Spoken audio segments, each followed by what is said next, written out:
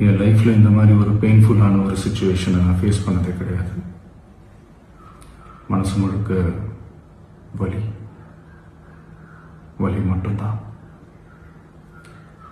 இந்த சுற்றுப்பயணத்தில் என்னென்ன மக்கள் பார்க்க வராங்க, அதுக்கு ஒரே ஒரு காரணம் தான், அவங்க என் மேலே வச்சிருக்கிற அன்பும் பாசம். அந்த அன்புக்கும் பாசத்துக்கும் நான் எப்பவும் கடமைப்பட்டிருக்கிறேன். அதனால தான் இந்த சுற்றுப்பயணத்தில் மற்ற எல்லா விஷயங்களையும் தாண்டி மக்களுடைய சேஃப்டி, அதில் எந்த காம்ப்ரமைஸும் பண்ணிடக்கூடாதுன்றதுக்காக தான் அது என் மனசில் ரொம்ப ஆழமாக இருக்கும் அந்த எண்ணம். அதனால தான் இந்த அரசியல் காரணங்கள் எல்லாத்தையும் தவிர்த்துட்டு ஒதுக்கி வச்சுட்டு மக்களுடைய சேஃப்டி மட்டும் மைண்டில் வச்சுக்கிட்டு அதுக்கான இடங்களை சூஸ் பண்ணுறது, அதுக்கான இடங்களை பார்த்து பெர்மிஷன் கேட்கறது, போலீஸ் டிபார்ட்மெண்ட்டில் அதை ரிக்வெஸ்ட் பண்ணி கேட்போம். ஆனால் நடக்கக்கூடாதது நடந்துருச்சு. நானும் மனுஷன் தானே. அந்த நேரத்தில் அத்தனை பேர் பாதிக்கப்பட்டு இருக்கும்போது எப்படி அந்த ஊரை விட்டுட்டு என்னால் கிளம்பி வர முடியும்? நான் திரும்ப அங்கே போகணும்னு இருந்துச்சுன்னா அதை ஒரு காரணம் காட்டி அங்கே வேறு சில பதட்டமான சுச்சுவேஷன்ஸ், வேறு சில அசம்பாவிதங்கள், அந்த மாதிரி எதுவும் நடந்துடக்கூடாதுன்றதுக்காக தான் நான் அவாய்ட் பண்ணேன்.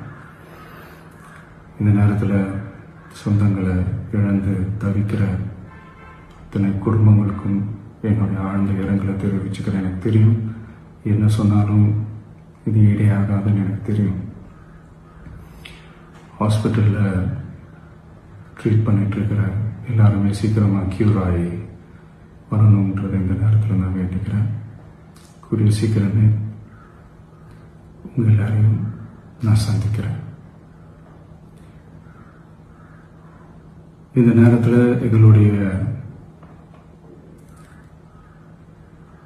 வலிகளை, எங்களுடைய நிலைமையை புரிஞ்சுக்கிட்டு எங்களுக்காக பேசின அரசியல் கட்சிகளை சார்ந்த நண்பர்கள், தலைவர்கள் அனைவருக்கும் என்னுடைய நன்றியை தெரிவிச்சுக்கிறேன். கிட்டத்தட்ட ஒரு 5 மாவட்டத்துக்கு பிரச்சாரத்துக்கு போனோம். இந்த மாதிரி எதுவுமே நடக்கல. ஆனால் கரூரில் மட்டும் ஏன் எப்படி நடக்குது, எப்படி நடக்குது? மக்களுக்கு எல்லா உண்மையும் தெரியும். மக்கள் எல்லாத்தையும் பார்த்துக்கிட்டு இருக்கிறாங்க.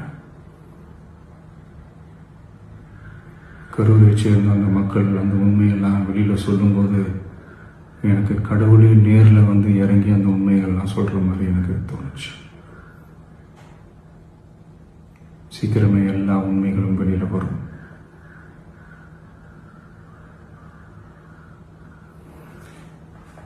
எங்களுக்கு தரப்பட்ட இடத்துல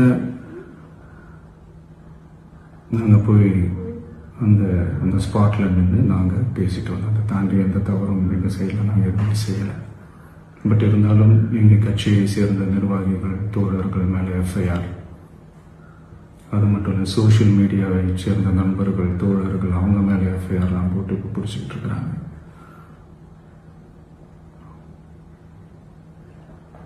சிஎம் சார்,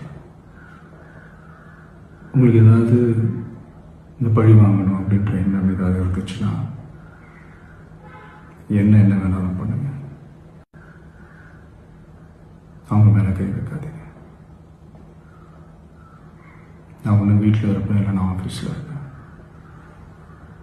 என்ன வேணாலும் செய்யுங்க. நண்பர்களே, தோழர்களே, நம்மளோட அரசியல் பயணம் இன்னும் ஸ்ட்ராங்கராக, இன்னும் தைரியத்தோட கண்டினியூ ஆகும்.